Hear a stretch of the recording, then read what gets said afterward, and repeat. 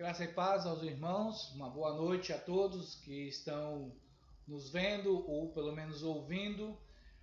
Voltamos e estamos realmente trabalhando com a nossa série em Amós, voltando no sentido de continuarmos o bloco que iniciamos semana passada, que é esse bloco maior que vai desde o capítulo 5, verso 18 até o final do capítulo 6. Semana passada enfocamos a primeira parte, que terminamos no capítulo 5, e hoje à noite falaremos no capítulo 6.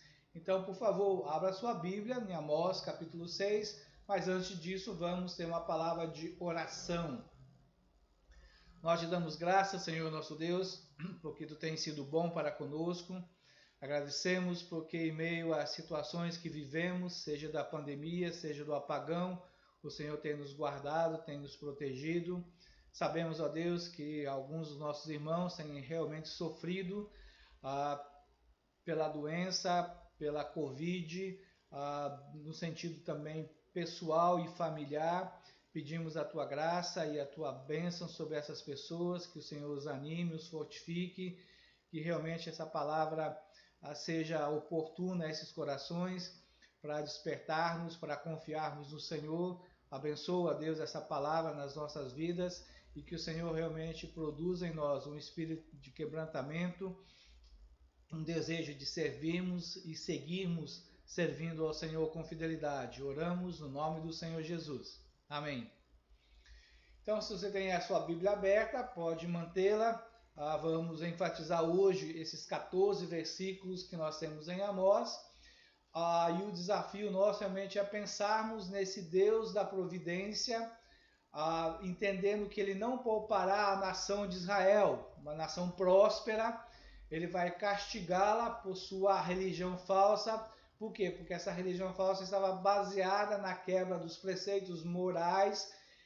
Então, que nós da igreja, olhamos isso, como é que nós, os eleitos da igreja, percebemos isso, que nós devemos entender que nós recebemos um alerta da parte de Deus para não vivermos vidas insensíveis na prática social e também na nossa adoração. Dentro da perspectiva de Amós capítulo 6, nós olhamos aquilo que Amós nos coloca e aquilo que ele nos dá, e então entendemos que ele tem alvos para nós. Então, nos desafiamos a pensarmos sobre essas questões, não só no Deus da providência lá de Israel, mas também no Deus da providência para nós da igreja. Como é que isso nos afeta? Então, olhamos aí Amós capítulo 6, e dentro desse capítulo todo vemos dois alvos. E o primeiro alvo de Amós é atacar a segurança, aos versos de 1 a 7. Então, se você tem a sua Bíblia, por favor, acompanhe a leitura comigo.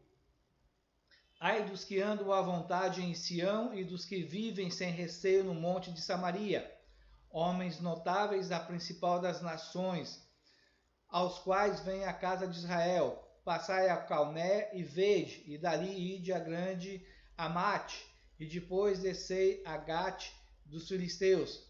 Sois melhores que estes reinos? Ou será maior o seu território do que o vosso território? Vós que imaginais estar longe o dia mau, e fazeis chegar o trono da violência, que dormis em camas de marfim, e vos espreguiçais sobre o vosso leito, e comei os cordeiros do rebanho e os bezerros do cevadouro, que cantais à toa ao som da lira, e inventais como Davi instrumentos músicos para vós mesmos, que bebeis vinho em taças e vos ungi com o mais excelente óleo, mas não vos afligis com a ruína de José. Portanto, agora ireis em cativeiro entre os primeiros que forem levados cativos, e cessarão as pândegas dos espreguiçadores. Então, até aqui, essa primeira palavra de Amós, esse primeiro alvo que Amós traz para nós. E o nosso desafio, sem dúvida, é pensarmos dentro daquilo que Amós está trabalhando, que é atacar o poder. O que nós pensamos, que, claro, é uma tendência muito natural a nós nos colocarmos em primeiro lugar, em desejarmos ser privilegiados, ser o centro das atenções. Nosso orgulho quer nos tornar um deus, ou pelo menos um semideus. E podemos dizer que qualquer ídolo do coração pode fazer do nosso eu realmente aquilo que nós pensamos, ele pode ser aliado desse ego nosso. Mas também podemos simplesmente fazer do nosso eu um outro ídolo a quem nós vamos servir. Então, o que nós observamos, o que nós vemos, que Amós prega, na verdade, para uma nação que tinha uma vida boa. Era a vida dos israelitas naquela fase. Eles estavam confortáveis com o seu estilo de vida, eles estavam realmente vivenciando uma ideia de segurança. E Amós, na verdade, vai descrevendo a esse Israel dentro daquilo que ele podia desfrutar das melhores coisas da vida. E além dessas boas coisas que eles tinham, que pelo menos os poderosos, os ricos, os influentes tinham naquela época, eles ainda buscavam coisas maiores. Ainda havia o desejo, eles sonhavam outras coisas.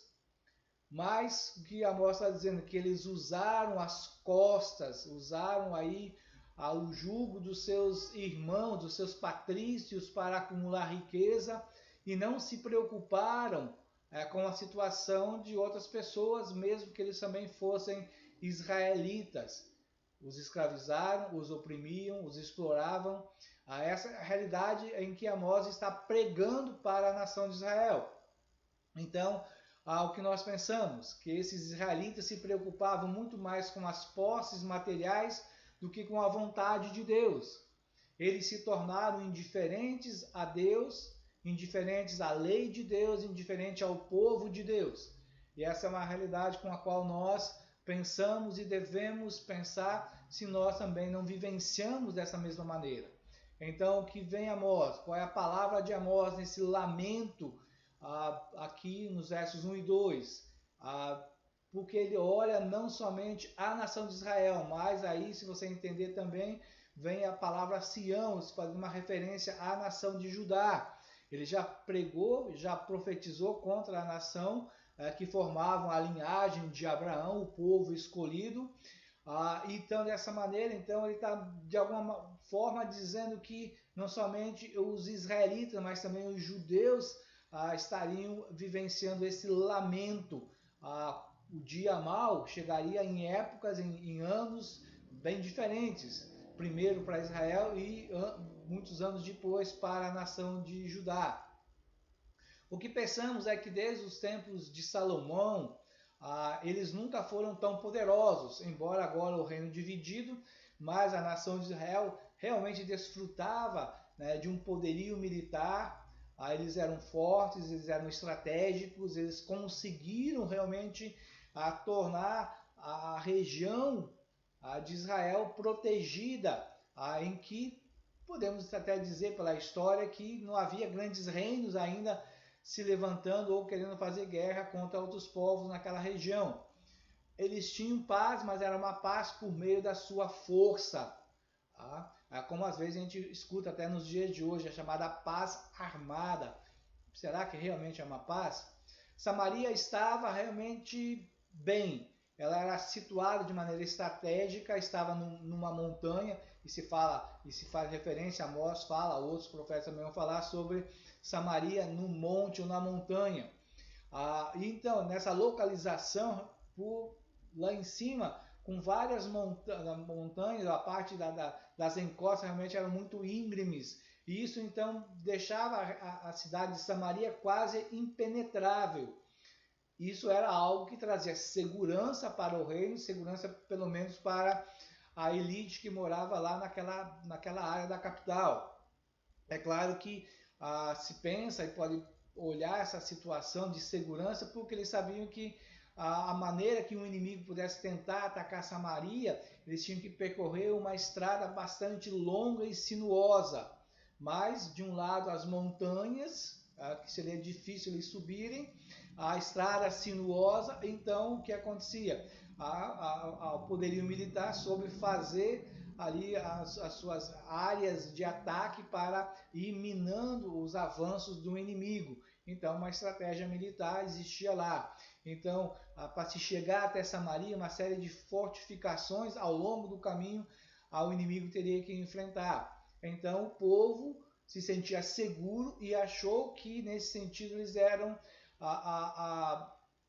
uma cidadela impenetrável, eles eram inconquistáveis, mas essa não é a realidade do que nós estamos vendo aqui. O que nós entendemos realmente é esse sentido de que a cidade vivia essa situação e tomava toda a questão que envolvia a cidade de Jerusalém, em que ricos e poderosos não apenas estavam olhando serem o primeiro lugar, mas entenderam que a sua cidade, a sua nação era a maior e era a primeira. E eles colocaram então o seu coração, colocaram a sua mente em que essa nação seria a primeira entre as outras nações. E aí, então vemos realmente aí a questão que vai envolver a partir aqui do verso 3 o progresso, mas está ligado ao verso 2, da onde tem a ideia de segurança, em que a situação envolvia algumas cidades que já tinham sido conquistadas, e Amós chama a atenção do povo para aí Calné, Amate, Gate, dizendo, olha, essas cidades tinham sua importância, eram fortificadas, mas caíram. Por que vocês pensam em segurança? Essas cidades progrediram, essas cidades tiveram um poderio militar, essas cidades conseguiram se manter inconquistadas por algum tempo, mas foram conquistadas, vieram os conquistadores. Então, de que maneira essa segurança está ajudando vocês? É claro que nós podemos pensar nesse sentido, não só aí em Israel ou em algumas cidades que são citadas aí por Amós, mas pensemos, Roma um dia também se sentiu segura, progrediu, muito progresso, e de que maneira? De que maneira esse progresso sustentou a sua segurança? De que maneira a segurança que se tinha em Roma, na Grécia, no Império Babilônico, depois o Medo-Persa, em que segurança e progresso caminham juntos, se desenvolve dessa mesma maneira. E o que nós pensamos, de que maneira nós olhamos, é simplesmente examinar e pensarmos essa situação, pensarmos esses lugares, e a questão toda é, nós não somos tão diferentes, nós como país, nós como nação não somos tão diferentes no sentido aí de pensarmos progresso e pensarmos segurança. Olhamos aí as questões estratégicas militares do nosso país, olhamos as nossas fronteiras e há uma certa tranquilidade para nós. Até mesmo porque somos um país muito mais dado a alianças, muito mais um país que não gosta da guerra, que não tem essa preferência pela guerra, de se meter em guerra. Mas também olhamos que o progresso está nos fazendo investir muito na área militar. E desenvolvemos dessa maneira. E quando nós examinamos todo o curso da história humana, uma coisa sempre acontece realmente nos tempos de paz. O poderio militar vai crescendo, a segurança vai existindo e vamos acabar criando prosperidade. E nesse sentido, as pessoas normalmente vão acreditar na questão da prosperidade, de se tornar uma nação forte, ter um sistema de progresso. Pense o seguinte, se você fosse conversar com aquelas pessoas que fazem parte ali da grande elite hoje do mundo, que é o G7, que normalmente às vezes vem o G20, em que o Brasil também faz parte. Vamos pensar mais pelo menos esse G7. Se você conversasse com qualquer uma pessoa desses países que fazem parte do G7, concluiria que as pessoas de hoje progrediram muito em relação às pessoas de 100 anos atrás. É isso que a maioria de nós pensamos, ou a maioria de nós pensa, não é verdade? Mas nós realmente somos melhores que os nossos antepassados? Nós realmente progredimos muito mais do que os nossos antepassados? Claro, podemos alistar algumas coisas. Hoje nós temos um sistema de água encanada e esgoto que facilita, que diminui muito as doenças, a transmissão de doenças. Podemos pensar que nós realmente não precisamos mais daquela casinha lá no fundo do quintal, como ainda existe em alguns lugares do nosso próprio país. Por quê? Porque temos banheiros com água encanada, basta lá dar a descarga e tranquilamente estamos aí nessa situação. Temos energia elétrica, que é talvez uma das maiores descobertas do milênio, mas isso é progresso. Basta nós, aqui do Amapá, aqui de Macapá, olharmos o que o apagão tem feito conosco.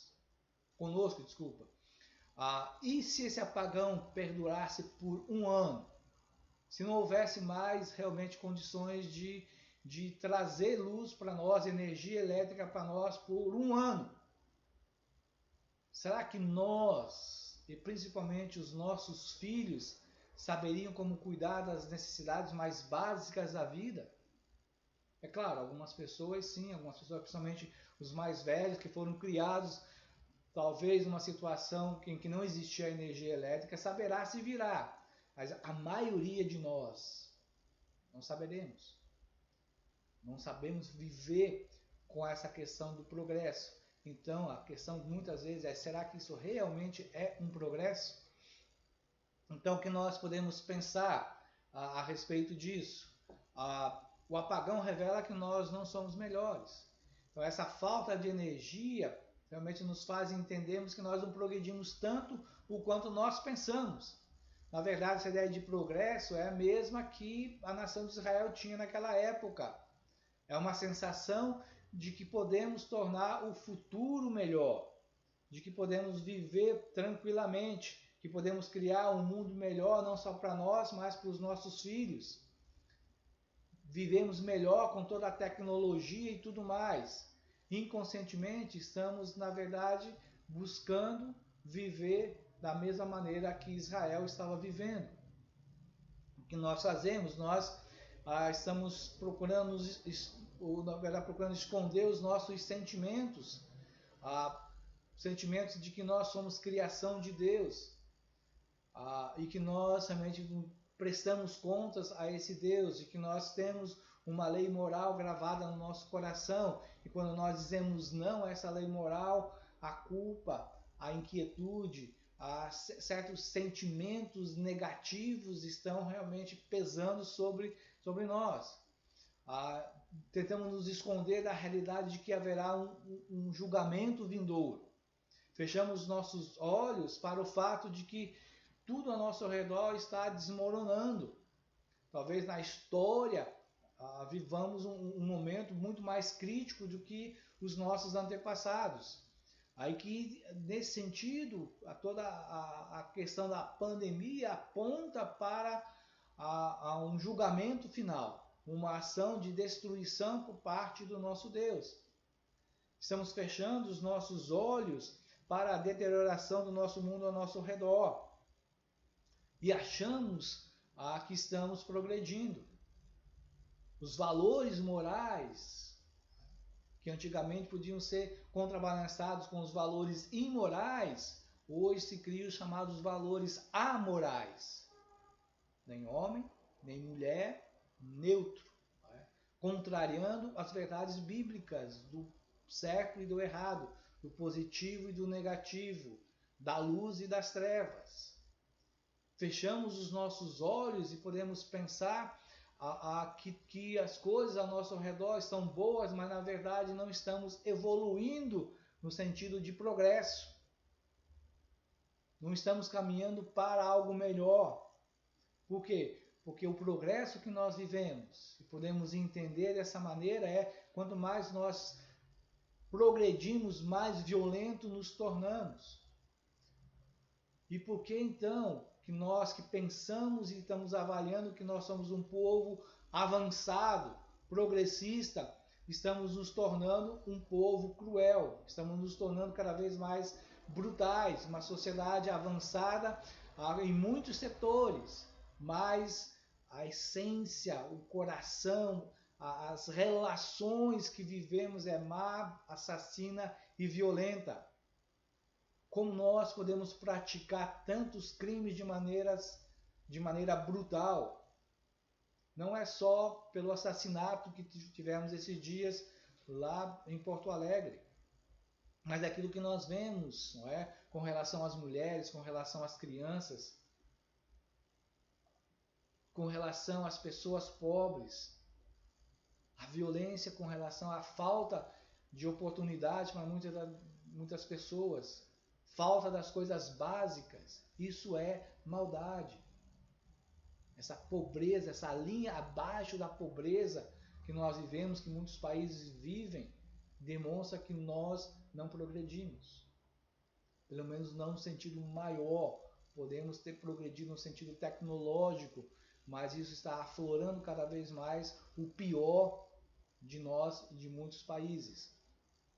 Então, nos olhamos para frente e vemos como agora Amós fala sobre esse ataque à segurança, então em que ele vai falar que além realmente dessas áreas que envolvem o progresso, que envolve a segurança, ele vai atacar 3 outras áreas, que é o materialismo, o emocionalismo e o exagero.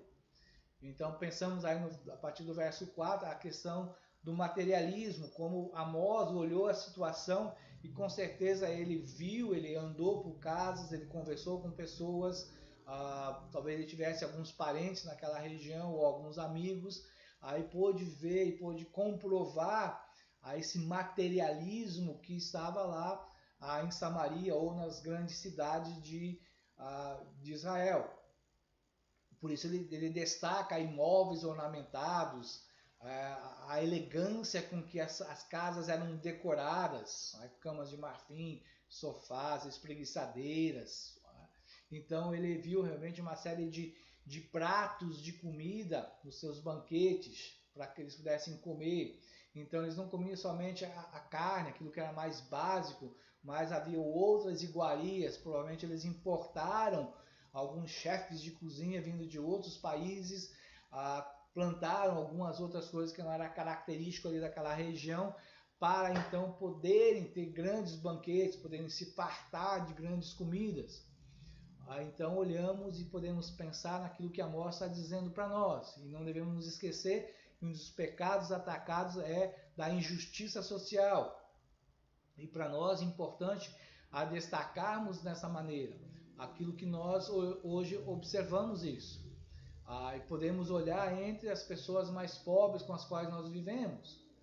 Podemos ver lá TV, computadores, celulares, quem sabe até alguns iPhones, carros. Então a maioria das pessoas que nós consideramos pobres na nossa região não são pobres se comparados com outros lugares do mundo. Talvez as pessoas que moram em certos lugares, como as pontes ou favelas no nosso país, quando comparado a certos lugares aqui na América do Sul e na África ou em algum outro local do mundo, essas pessoas vão ser consideradas de classe média, pessoas ricas até para algumas pessoas. Por quê? Porque essas coisas como TV, computador, um notebook, um celular, um carro, mais que simples que seja, até mesmo de 15, 30 anos de uso esse carro, são coisas de luxo em muitos lugares do mundo. Por quê? Porque tem muitas pessoas que hoje realmente não têm além de um trapo para cobrir o seu corpo. Os pratos que eles usam são pratos descartáveis, mas que eles realmente nunca descartaram, porque é a única coisa que eles podem colocar uma coisa de comida, um resto de comida, ou algumas migalhas que vai achando, e muitas vezes eles andam com essas coisas simplesmente vazias. Então devemos realmente atentar e observar que o versículo 4, na verdade, não está dizendo para nós que ter camas, sofás, ter uma boa comida seja algo ruim. Não é. Dependendo de como você adquiriu, de como você tem e de como você convive com as pessoas ao seu redor, isso não é pecaminoso, não é algo ruim. Por si só, as coisas materiais não são coisas ruins, não é pecado ter. A diferença realmente que existe é entre ter as coisas materiais e ser materialista. As coisas materiais podem ser uma bênção de Deus para as nossas vidas. E podemos usar essas bênçãos na vida de outras pessoas. Sempre lembrando que aquilo que eu tenho, principalmente para nós como crentes, eu sou simplesmente um administrador, um mordomo de um carro, de uma cama, de um notebook, de um celular. Deus me deu, mas é algo que Ele me deu, para que eu possa, claro, gerenciar, administrar com cuidado, mas ele tem que servir a outras pessoas. O materialista não. Na verdade, ele não foca a glória de Deus. O materialista, ele quer ter, ele quer acumular, ele quer aparentar aos outros. É do tipo daquela pessoa, puxa, meu vizinho comprou um carro zero. Vai lá, se esforça, faz uma dívida enorme para comprar um carro zero também. Mas aquele carro que ele tinha só tinha 1 ano de uso. Mas porque o vizinho, então, é um materialismo. E vai pensar talvez em comprar um carro melhor do que o próprio vizinho. Na essência, o materialismo é adorar coisas. Adorar os bens materiais. Não empresta, não deixa outros tocarem, não convida ninguém para estar na sua casa, porque pode danificar, pode quebrar, pode querer emprestar. Então, o que nós olhamos é que nós devemos viver e trabalhar para ter coisas, mas não para preencher os desejos do nosso coração. Trabalhar para ter essas coisas, mas para beneficiar pessoas, para glorificar Deus. Devemos sim empregar as nossas forças e desprezar realmente qualquer motivação de sermos manipulados por elas, de sermos guiados por ela. A palavra de Deus realmente diz que devemos fazer tudo para a sua glória. Então, empregar nossas forças, desprezar a nossa relação familiar, a nossa adoração, nosso tempo de estar com o Senhor, com a igreja do Senhor, para acumular coisas, para ganhar dinheiro, isso é pecaminoso. Então não façamos isso. Estamos realmente nos empanturrando com as coisas deste mundo, mas Deus realmente quer que nós possamos nos encher, na verdade, das coisas dele, da palavra dele, da pessoa dele.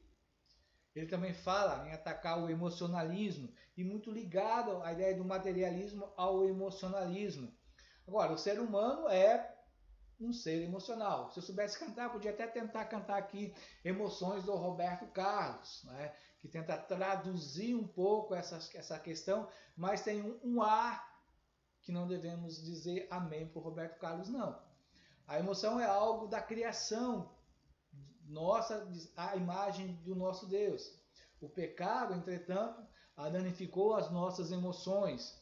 O inimigo sabe que somos emocionais, que faz muitas coisas para imprimir sensações danosas como alternativas viáveis em nós para nos deleitar, para trazer prazer para nós.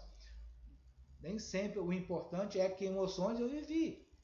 Isso pode muitas vezes soar, eu estou assinando embaixo de coisas pecaminosas. E o que nós vemos, e se você já prestou atenção, vai saber que na história há uma série de questões que países adotaram para dar vazão ao emocionalismo, para saciar o emocional do seu povo. A Grécia tinha o teatro e trabalhou muito com isso. Roma criou o Coliseu, criou as batalhas lá no Coliseu, a ideia do pão e circo desses países, para saciar não só a fome física, mas também essa fome emocional, como algo que pudesse até certo ponto deixar um pouco tóxica a nossa mente com relação às verdades que estão ao nosso lado. Não somos diferentes. Hoje temos aí a indústria do entretenimento, e que é uma indústria multimilionária, bilionária, que vai dos esportes aos filmes, TV, música. Estamos realmente nos empanturrando de entretenimento. Por quê? Porque no cerne do entretenimento está a emoção. Seja você rindo, seja você chorando, seja você gritando, nós gostamos das emoções agitadas. Se você vê, por exemplo, um britânico, um cara lá de Londres, Normalmente eles são mais secos, são mais frios.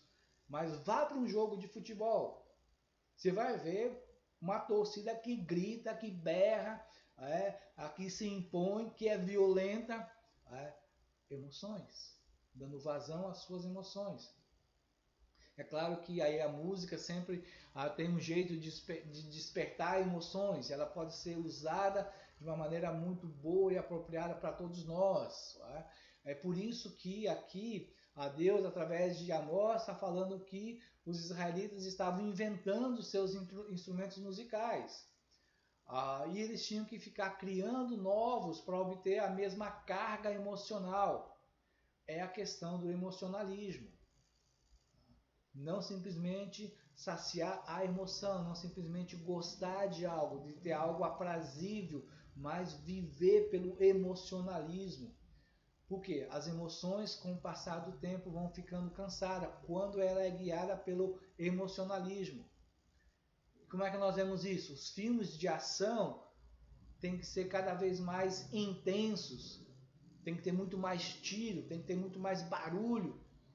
Os filmes de terror têm que ser cada vez mais violentos e pavorosos, porque senão não traz emoções. Por quê? Porque as pessoas estão vivendo aí nesses filmes atrás do emocionalismo. As histórias de amor precisam ter mais desgosto, mais sexo, mais traições, porque senão não traz emocionalismo. E não trazendo o emocionalismo, não vende. A bilheteria é fraca. Assim, então, a nação de Israel, antes de nós, era obcecada por emocionalismo, por sentimentalismo. Aí nós vivemos isso. Aí nós corremos os riscos de vivermos dessa mesma maneira. As emoções são boas, podemos nos alegrar com uma música, com um bom filme, sem estarmos vivendo pela indústria do entretenimento, sem estarmos realmente sendo vivenciados e adorando esse emocionalismo. Tudo tem que ser emocional. Aí ele vem falar sobre o exagero, ele vai atacar o exagero no versículo 6, e que nesse sentido é algo combinado com o materialismo, com o emocionalismo, que acaba envolvendo, o exagero acaba sendo algo propício, que faz crescer tanto o materialismo quanto o emocionalismo na vida das pessoas. E o que nós olhamos, o que nós pensamos sobre essas questões? Então, nós podemos realmente nos perguntar nessa questão toda, é porque realmente que vemos as nossas igrejas tentando inventar coisas para manter as pessoas em seus prédios. Talvez não tanto o materialismo, mas o emocionalismo com o exagero acaba combinando na questão de que muitas igrejas estão fazendo isso. Parece que a palavra, a pregação da palavra, o estudo da palavra, a oração, o louvor cantado não são suficientes para preencher o vazio e dar uma forma consistente às nossas emoções. Precisamos de algo mais exagerado, muito mais emocional. Por quê? Porque as pessoas estão adorando o emocionalismo. Então, dessa maneira, o que nós vemos, a ideia que vem aí no verso 6, que vem a palavra, a ideia trazida por Tarsis, a ideia basicamente é de uma tigela, mas carrega a ideia de que não era uma mera tigela, era uma tigela grande. Por quê? Porque eles estavam pensando em coisas exageradas, eles estavam chegando a esses extremos dentro do seu materialismo, seu emocionalismo, criando as coisas exageradas. Não era suficiente lá uma taça de vinho, um copo de vinho que eles pudessem beber, algo pequeno como essa garrafa de água. Eles tinham que criar algo grande, muito grande. E é o que às vezes a gente vê aí em alguns lugares, o pessoal que gosta de beber chopp, não é mais lá a canequinha do chopp, que já é um certo sentido exagerar, porque é mais ou menos quase meio litro, às vezes numa caneca. Hoje eles têm o chopp de metro, a cerveja de metro. Exagero. A ideia da emoção, a ideia do materialismo, a ideia de aparecer diante de tantas situações que as pessoas estão vivenciando e desenvolvendo essa ideia do exagerado. Então, A nação de Israel simplesmente ela superdimensionou as coisas. Não seria apenas algo para matar a sede, não é simplesmente para manter uma confraternidade com as pessoas. Esses objetos precisavam ser carregados, algo exagerado, beber ao extremo, a comer ao extremo, a bebedice, gulodice, a sexo em extremo. Não bastava mais só a sua esposa ou só o seu marido, tinha que ter outros parceiros, outros, fazer isso em grupo. Exageros, os pecados levando aos exageros para essa nação. E aí o que nós podemos pensar realmente é algo que a nossa mente podia ver realmente uma ideia de algo extravagante, excesso em tudo, extremo em tudo. E aí podemos dizer sim que o excesso é uma evidência do mundanismo e do emocionalismo. Não devemos viver dessa maneira. E você pode muito bem parar e prestar bem atenção realmente nas propagandas da TV, nos anúncios que nós vemos na TV, na internet. Tudo é exagerado, os esportes são radicais, os artistas têm um corpo de extrema beleza, apresentam resultados astronômicos para fazer aquilo que é melhor e com um êxito cada vez maior. Tamanho grande, dimensão grande, busca extrema, algo amplo. Então não basta mais, às vezes, pensar que podemos tomar uma latinha de refrigerante. Eu tenho que comprar, para matar minha sede, uma garrafa de 2 litros. O carro popular não vai para o comercial, porque é popular, é algo simples. É o extremo oposto. Tem que ser carros caros, com muitas tecnologias, para que o materialismo e o emocionalismo nesse exagero seja algo que apaixone, que faça as pessoas quererem comprar, mesmo que tenham que ficar endividados até acima do pescoço. Por quê? Porque o exagero, o extremo é a adrenalina que está acontecendo na vida de muitas pessoas. Então, o que nós olhamos é que essa adrenalina, na verdade, ela vai alimentar as nossas emoções, e as nossas emoções amam as coisas materiais. Um pecado vai chamar outro pecado. Essa é a realidade que nós vamos pensar e vamos ver assim.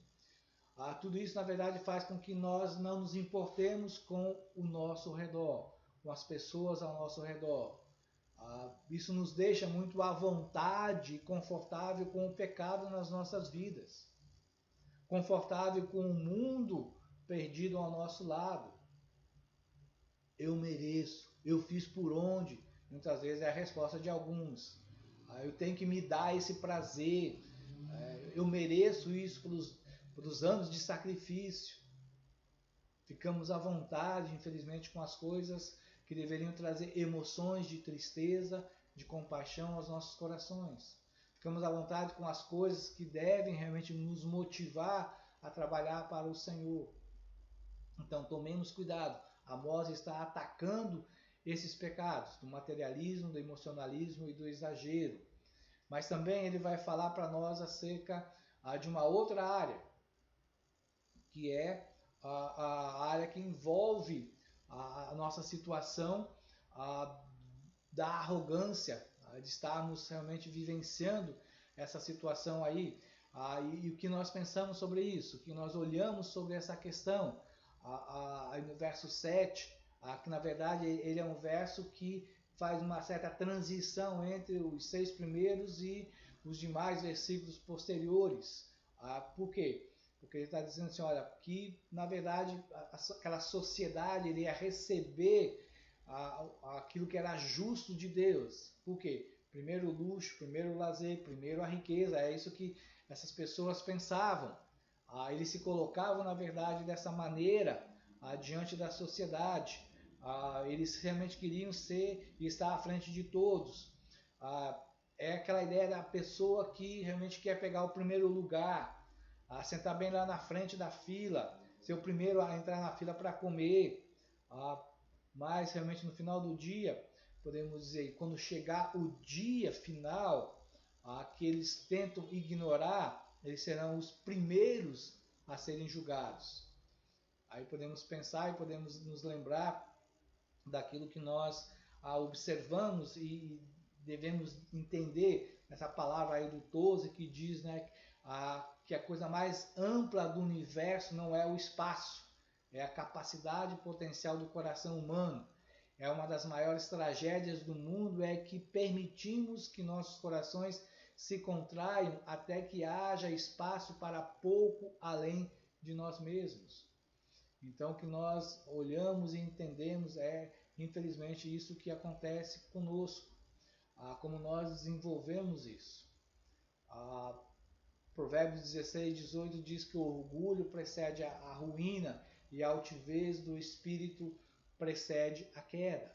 Então, esses pecados que Amós falou e atacou continua. Agora, através de um segundo alvo, que é atacar o conforto. Se antes aquelas coisas do materialismo, do emocionalismo, da arrogância, davam sustentação à segurança do povo, agora ele vai atacar uma outra área, que é a área do conforto. Então, como nós observamos isso? Como é que ele trabalha isso para nós? Aí, a partir do verso 8 até o verso 14. Na verdade, ele está trazendo o início, aquilo que já estava aí declarado lá no começo do verso 1, quando tem uma declaração de luto em que há tristeza, angústia e pranto, pelo fato de que Deus terá que julgar e destruir seu povo escolhido. Por isso a gente diz realmente que agora ele continua aquilo que ele já começou desde lá do verso 1. Esse seu lamento, essa declaração de luto que nós vemos aí nesse ai que vemos aqui. O que entendemos é que essas pessoas elas estavam realmente confortáveis. E como é que ele vai atacar isso? Quais essas áreas de conforto? Os seus corpos, as construções, seus cérebros, as suas mentes e seus confins, ou seja, as suas fronteiras. Amós vai atacar, vai mostrar que essas áreas realmente precisam ser entendidas como aquilo que eles estavam desprezando ao usar essas coisas, ao valorizar essas coisas. Então Deus vai atacar. Essa nação será destruída.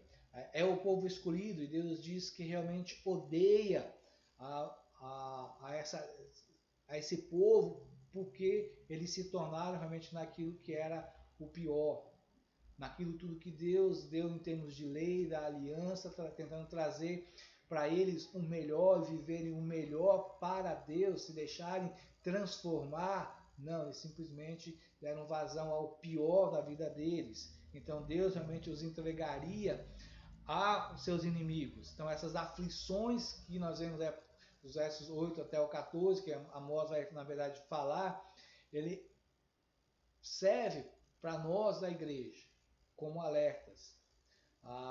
Esses alertas de Deus dado lá para Israel também são alertas impostos sobre nós, para que nós tomemos cuidado com o que nós estamos vivendo e da maneira como nós estamos vivendo. Aí ele vai falar a respeito dos corpos, dos versos de 8 até 10. E podemos dizer, Deus pode sim afligir o corpo do seu povo. Ou, nesse caso, claro, as pessoas com seus corpos serão realmente afligidas por isso. Por quê? Porque a questão dessas pessoas é que elas estavam vivendo uma vida de arrogância e confortáveis na prática dos seus pecados. E é realmente um quadro bastante feio que Amós pinta sobre o povo, e principalmente sobre aquilo que vai acontecer com os corpos dessas pessoas.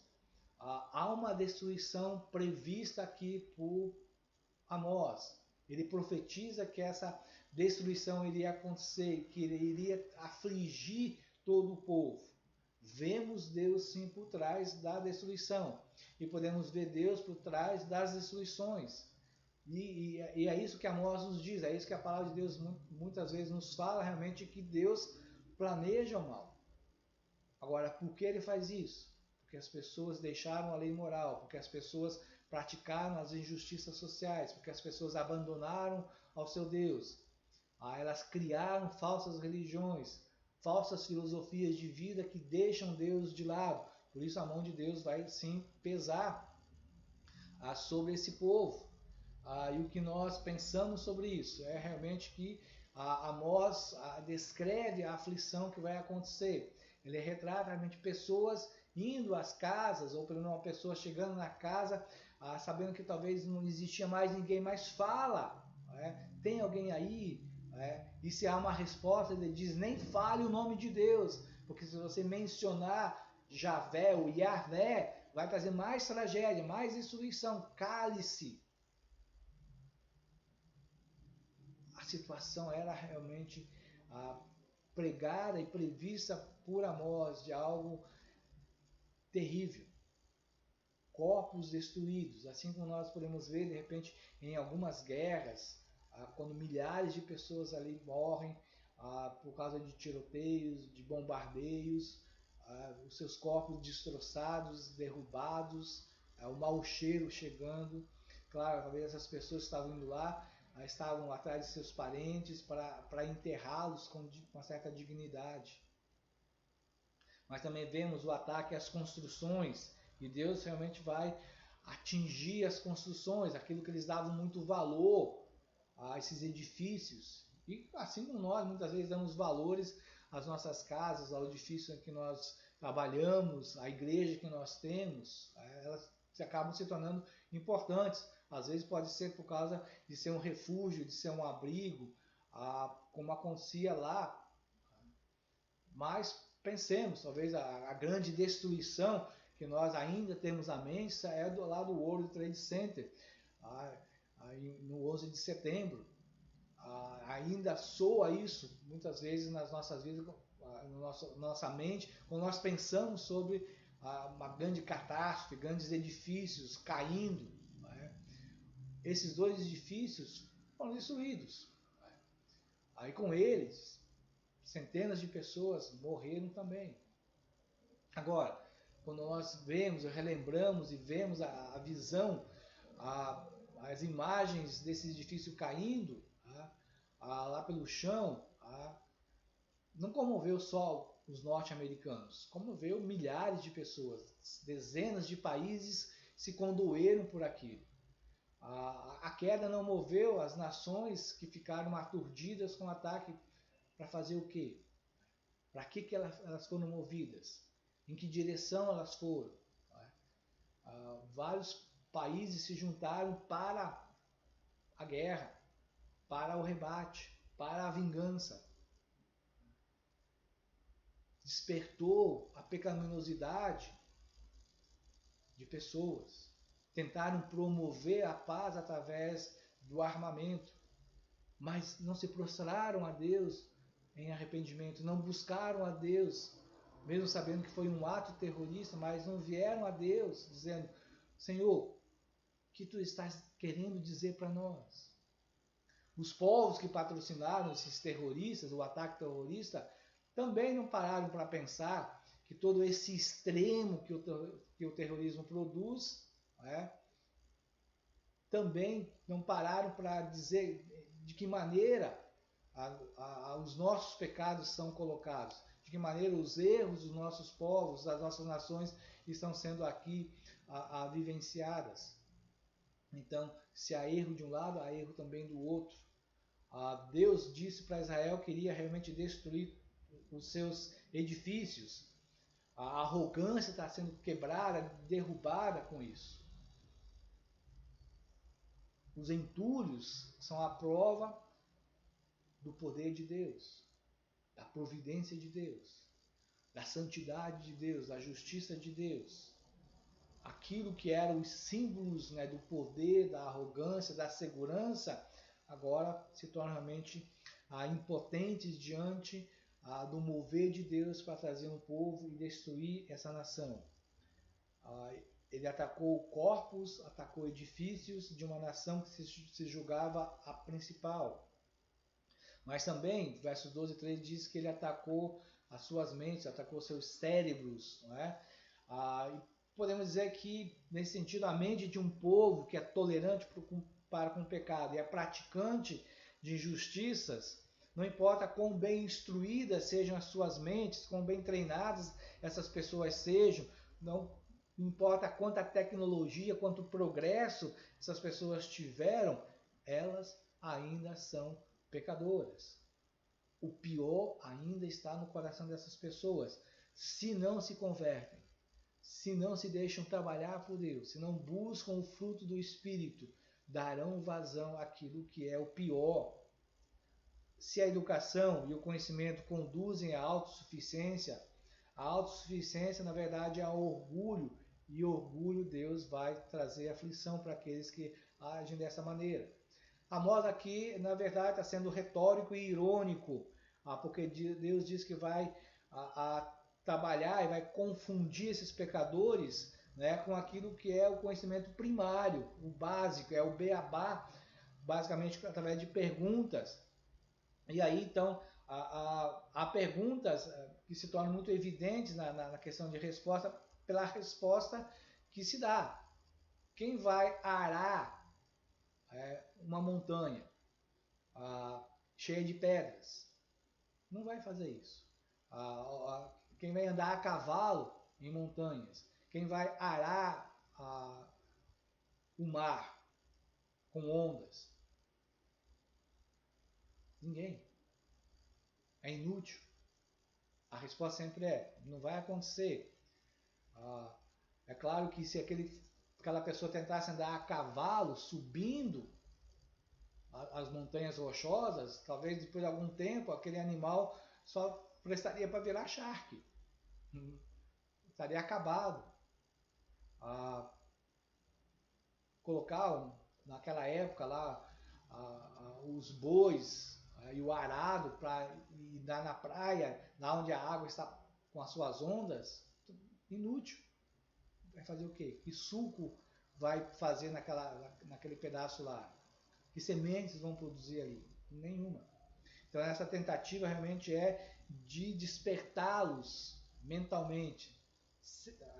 Realmente é trazer, através aí dessa literatura da sabedoria, fazendo com que essas pessoas, ao olharem essas coisas do cotidiano, elas possam pensar realmente naquilo que elas estavam fazendo, nas injustiças que estavam praticando, pudesse olhar para o pobre e oprimido, que a estabilidade da justiça promotora da vida foi transformada em veneno.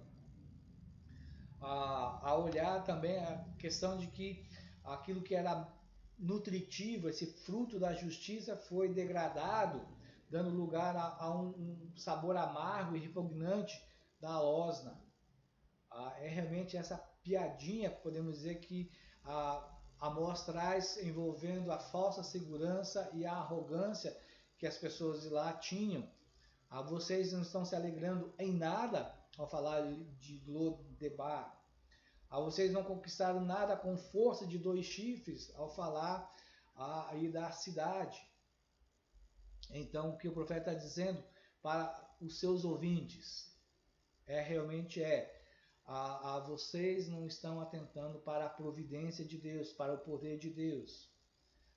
Vocês não viram e não veem que isso é algo importante, não é relevante. Não entende que por trás da providência e do poder de Deus estão as vitórias que vocês tiveram. O povo está olhando para a sua força militar como algo que eles desenvolveram, como fruto da sua sabedoria, da sua capacidade. Mas não é. E Deus os chama e diz que essas coisas são nada. Por fim, ele vai falar a respeito aí dos confins. Então, o que nós entendemos é que a situação de Israel realmente chega num ponto da história em que eles estavam militarmente seguros, muito mais do que nos dias anteriores, até mesmo na época de Salomão e de Davi. Mas eles estavam se tornando realmente significativamente fracos por causa disso, porque eles estavam deixando Deus. E nesse sentido, então, eles não estavam atentando, estavam pensando simplesmente nas suas fronteiras, em alargar suas fronteiras, mas estavam pensando que a mão de Deus já estava movendo e fazendo um vizinho fraco, e ali perto deles começasse a se tornar forte, e mais tarde esse vizinho, os assírios, viriam e os levariam para a escravidão, amarrando ganchos nos seus narizes, os seus narizes, levando a corda para esses lugares. Então, dessa maneira, Amós ataca a arrogância e derruba essa arrogância, mostrando que essas estratégias militares que eles tanto amavam e cultivavam também serão feitas para com eles, para derrubá-los. E aí então pensamos realmente sobre todo esse nosso texto e podemos pensar que todo o texto nos fala e nos convida a entendermos que Deus fez um juramento, jurou por Ele mesmo, que vai exercer castigo contra o seu próprio povo, porque o desprezou a sua lei, se desviou dos seus caminhos.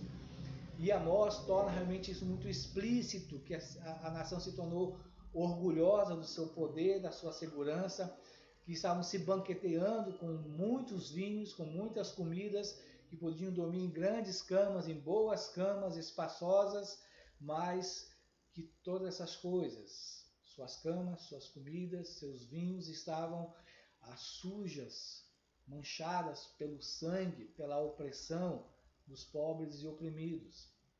O profeta, na verdade, prega sobre o julgamento, mesmo sabendo que esse povo não estava dando a mínima para isso, porque eles tinham sido induzidos a um erro de acharem que Deus não faria nada, porque eles tinham prosperado, estavam em segurança e o mal não viria sobre eles. Que Amós estava pregando realmente para um povo errado, ele deveria ir para outro local, não para Israel. Deixemos a arrogância no sentido de queremos valorizar aquilo que nós temos, aquilo que nós somos, aquilo que nós fazemos. Não somos nada, não temos nada, não fazemos nada. Se não fosse pelo suspiro de Deus, pela força de Deus, pelo hálito de Deus, pela proteção de Deus, pelo poder de Deus, pelas provisões de Deus. Não batamos no peito achando que nós somos melhores. Tudo vem de Deus e é para Ele que devemos dar a glória. Deixemos o nosso orgulho, o orgulho das nossas conquistas e nos humilhemos porque todas as coisas são de Deus e vêm de Deus. Possamos entender realmente que a verdadeira segurança está em nós dependermos de Deus e confiarmos em seu poder. Não em nós. Não nas nossas coisas. Assim como Amós chamou Israel para entender essa verdadeira segurança e que o conforto está realmente em seguir a Deus, em praticar a sua palavra, em se manter fiel ao Senhor. Assim nós possamos fazer, entendemos que a nossa verdadeira segurança, o nosso verdadeiro conforto está em seguirmos a Deus, em servirmos a Deus, em sermos fiéis, em levarmos realmente tudo para a glória de Deus, em praticarmos aquilo que Deus quer de nós com relação ao nosso próximo. Oremos.